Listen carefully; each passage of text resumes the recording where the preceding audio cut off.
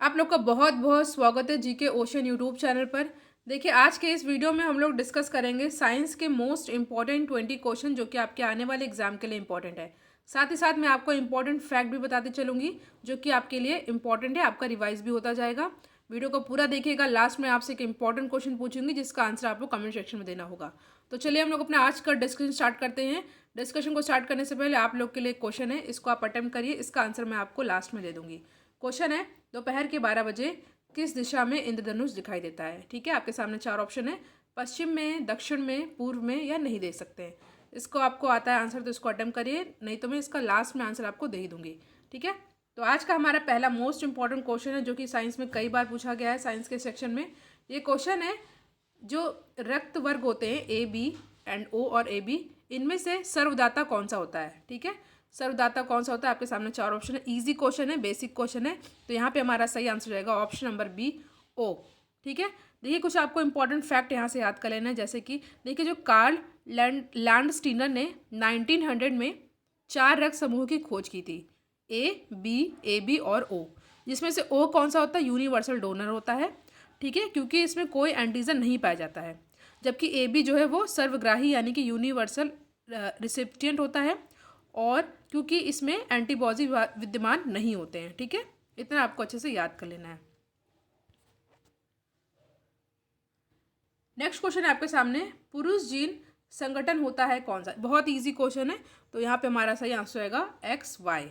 ठीक है, पुरुष जीन का संगठन होता है एक्स वाई और स्त्री जीन का होता है एक्स एक्स। ठीक है, नेक्स्ट क्वेश्चन है आपके सामने, प्रकाश संश्लेषण के लिए कौन सी गैस आवश्यक होती है, ऑक्सीजन, CO, हाइड्रोजन या कार्बन डाइऑक्साइड। तो जो यहाँ पे हमारा सही आंसर होगा ये हो जाएगा option number D, carbon dioxide. ठीक है, देखिए प्रकाश संश्लेषण हेतु सबसे, जो फोटोसिंथेसिस की बात हो रही है यहाँ पर, सबसे महत्वपूर्ण गैस जो होती है वो होती है कार्बन डाइऑक्साइड। ठीक है, जिसमें हरे पौधे वायुमंडल से ग्रहण कर सूर्य के प्रकाश की उपस्थिति में और जो मृदा में जो जल होता है उसका उपयोग करके पर्णहरित की सहायता से कार्बोहाइड्रेट का निर्माण करते हैं। अगला प्रश्न आपके सामने, जीव विकास को सर्वप्रथम किसने समझाया था। ठीक है, तो ये समझाया था किन्होंने, ये थे लेमार्क। ठीक है, ऑप्शन नंबर डी है यहाँ पे हमारा सही आंसर। देखिए जैव विकास, ठीक है, जैव विकास संबंधी परिकल्पना का सर्वप्रथम जो व्यवस्थित प्रतिपादन ये किया था किन्होंने, ये इन्होंने किया था लैमार्क ने, और ये एक फ्रांसीसी जैव वैज्ञानिक थे, और ऐसा इन्होंने किया था कब, 1809 में। ठीक है, 1809 में। नेक्स्ट क्वेश्चन आपके सामने, प्रयोगशाला में सर्वप्रथम DNA का संश्लेषण किसने किया था। आपके सामने यहाँ पे चार ऑप्शन दे रखा है, तो देखिए जो प्रयोगशाला में सर्वप्रथम DNA का संश्लेषण भारतीय मूल के अमेरिकी वैज्ञानिक थे जिनका नाम है डॉक्टर हरगोविंद खुराना ने किया था, और उन्हें वर्ष 1968 में, ठीक है 1968 में चिकित्सा का नोबेल पुरस्कार भी दिया गया था इसके लिए। ठीक है, उन्होंने इस कार्य के लिए ईस्ट का प्रयोग किया था, ईस्ट मतलब कवक का, तो यहाँ पे ऑप्शन नंबर बी हो जाएगा हमारा करेक्ट आंसर। नेक्स्ट क्वेश्चन है, पानी का घनत्व अधिकतम होता है, तो पानी का घनत्व अधिकतम होता है 4 डिग्री सेंटीग्रेड पर। ये क्वेश्चन बहुत ही इंपॉर्टेंट है, एग्जाम में ये कई बार पूछा गया है। ठीक है, जो जल का घनत्व होता है, डेंसिटी होती है, वो 4 डिग्री सेल्सियस पर सर्वाधिक होती है, जबकि इसी ताप पर आयतन सबसे कम होता है। और जल की यह विशेषता अन्य सामान्य द्रवों के विपरीत होती है। जल को 0 से 4 डिग्री सेल्सियस तक गर्म करने पर घनत्व बढ़ता है और आयतन कम होता है। नेक्स्ट क्वेश्चन है आपके सामने, किस धातु से बनाया मिश्र धातु हवाई जहाज तथा रेल के डिब्बों में पुर्जों के काम में लिया जाता है। ठीक है, तो यहाँ पे हमारा सही आंसर होगा एल्युमिनियम, ऑप्शन नंबर सी है यहाँ पे हमारा सही आंसर। देखिए एल्युमिनियम की अपेक्षा लौह अधिक हल्की एवं कठोर होने के कारण इसके मिश्र धातु का उपयोग विशेष रूप से वायुयान और रेल के डिब्बों के पुर्जे बनाने में किया जाता है। ठीक है, और इसमें जंग भी नहीं लगता है, तो ऑप्शन सी हो जाएगा यहाँ पे हमारा सही आंसर। नेक्स्ट क्वेश्चन है, भारत के किस राज्य में चांदी उपलब्ध होती है। ठीक है, उड़ीसा, आंध्र प्रदेश, गुजरात या बिहार, तो यहाँ पे हमारा सही आंसर होगा ऑप्शन नंबर जो है डी यानी कि बिहार। ठीक है, क्वेश्चन आपके सामने, निम्न गैस अश्रु गैस की तरह काम में लेते हैं? इनमें से किस गैस को हम लोग अश्रु गैस की तरह काम में लेते हैं? तो ये हो जाएगा ऑप्शन नंबर बी, जो कि है सल्फर डाइऑक्साइड। ठीक है, सल्फर डाइऑक्साइड का उपयोग अश्रु गैस के रूप में होता है, जिसकी जो गंध होती है बहुत तीक्ष्ण होती है, और यह गैस वातावरण में जीवों, मनुष्यों और पौधों के लिए बहुत ही हानिकारक होती है, और ये वायु से यानी हवा से हल्की होती है। तो ऑप्शन नंबर बी होगा यहाँ पे हमारा सही आंसर।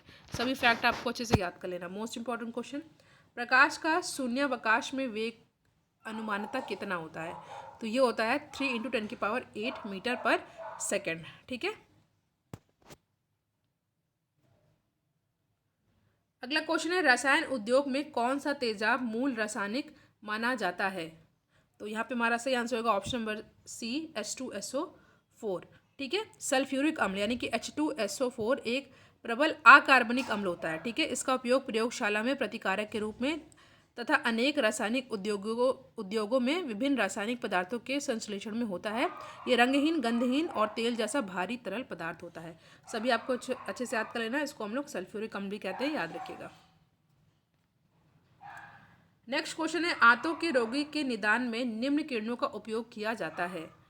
तो यहाँ पे हमारा सही आंसर होगा ऑप्शन नंबर ए, एक्स किरण। ठीक है, जो आंत संबंधी रोगों के इलाज में एक्स किरणों का उपयोग किया जाता है, और एक्स रेज जो होती हैं विद्युत चुंबकीय वर्णक्रम यानी कि इलेक्ट्रोमैग्नेटिक स्पेक्ट्रम का भाग होती हैं। इनकी खोज किसने की थी? एक जर्मन प्रोफेसर थे जिनका नाम था विल्हेम कॉनरेड रोएट्जन ने 1895 ईस्वी में की थी। शॉर्ट फॉर्म में याद कर लीजिएगा नाम, रियट्जन। ठीक है, और 1895 में उन्होंने इसकी खोज की थी, इसलिए एक्स किरणों को रोएट्जन विकिरण भी कहा जाता है। ठीक है, अधिकांश एक्स किरणों की तरंग दैर्ध्य यानी कि वेवलेंथ जो है 1 से 10 नैनोमीटर के बीच होती है। सभी आपको फैक्ट अच्छे से याद कर लेना है। ठीक है, अगला प्रश्न आपके सामने फ्यूज का सिद्धांत है। आपके सामने यहाँ पर 4 ऑप्शन दे रखा है, विद्युत रासायनिक प्रभाव, विद्युत का यांत्रिक प्रभाव, विद्युत का ऊष्मीय प्रभाव या विद्युत का चुंबकीय प्रभाव। तो यहाँ पे सही आंसर होगा विद्युत का ऊष्मीय प्रभाव। देखिए, फ्यूज तार विद्युत के ऊष्मीय प्रभाव के सिद्धांत पर कार्य करता है। इसका गलनांक बहुत ही कम होता है और विद्युत प्रतिरोध उच्च होता है, अतः उच्च वोल्टेज की विद्युत धारा प्रभावित होने पर वह पिघल जाता है, और यह टिन और शीशे के मिश्रण से बना होता है। ठीक है, ये ज़रूर याद कर लीजिएगा, किससे बना होता है? टिन और शीशे के मिश्रण से। इंपॉर्टेंट क्वेश्चन है आज का, परमाणु के नाभिक में कौन से कण होते हैं?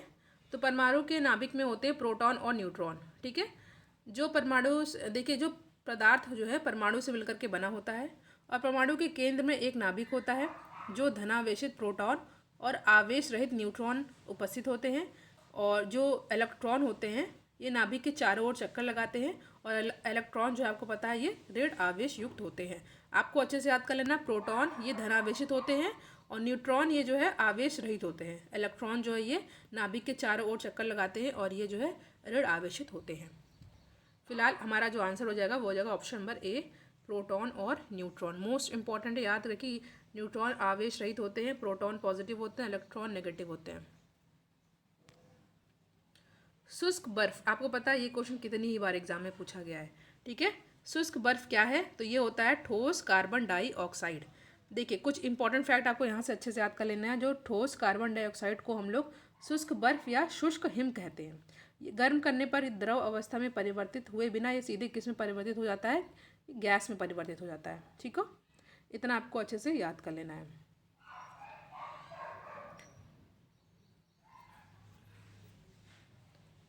दूरदृष्टि दोष निवारण के लिए काम में हम किसको लाते हैं? अवतल उत्तल लेंस या उत्तल दर्पण को, या अवतल दर्पण को। तो यहाँ पर जो हमारा सही आंसर होगा ये हो जाएगा ऑप्शन नंबर सी। ठीक है, देखिए जो दूरदृष्टि दोष है जिसको हम लोग हाइपरमेट्रोपिया या हाइपरपिया कहते हैं। ठीक है, और जो निकट दृष्टि दोष होता है उसको हम लोग मायोपिया कहते हैं। ठीक है, यहाँ पे ऑप्शन नंबर सी हो जाएगा हमारा करेक्ट आंसर। जो दूरदृष्टि दोष को निवारण के लिए हम लोग उत्तल लेंस को काम में लाते हैं। याद रखिएगा, इसको हम लोग हाइपरमेट्रोपिया भी कहते हैं। ठीक है,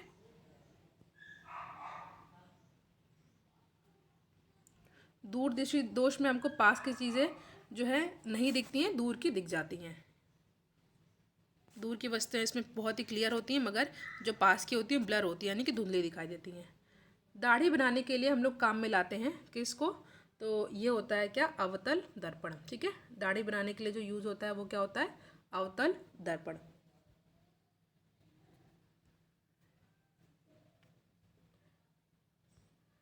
नेक्स्ट क्वेश्चन है, धोने के सोडे का रासायनिक सूत्र क्या है? तो ये होता है Na2CO3। जो धोने का सोडा या धावन सोडा, जिसे हम लोग कास्टिक सोडा यानी कि Na2CO3 भी कहते हैं, इसका प्रयोग हम लोग कपड़ा धोने के साबुन बनाने में करते हैं और इसका रासायनिक नाम जो है सोडियम कार्बोनेट है। ठीक है, जो क्वेश्चन मैंने आपसे पहले पूछा था उसका आंसर मैं अभी आपको बताऊंगी। एक क्वेश्चन जीके का है, इसको आपको अच्छे से याद कर लेना है। क्वेश्चन है, जिस ग्रह जिसका कोई उपग्रह नहीं है वह क्या है? वह ग्रह जिसका कोई उपग्रह नहीं है वो कौन सा ग्रह है? तो ये है बुध ग्रह। ठीक है, कौन सा ग्रह है? बुध ग्रह। देखिए, बुध और शुक्र हमारे सौर मंडल के दो ऐसे ग्रह हैं जिनका कोई उपग्रह नहीं है। ठीक है, और जो सोलर सिस्टम में बृहस्पति है यानी कि जुपिटर है, उसके सबसे ज़्यादा 69 उपग्रह हैं। उपग्रह अपने ग्रह की परिक्रमा करते हैं, ये तो आपको पता ही है। ठीक है, जो क्वेश्चन मैंने आपसे पूछा था उसका आंसर बता दूं आपको।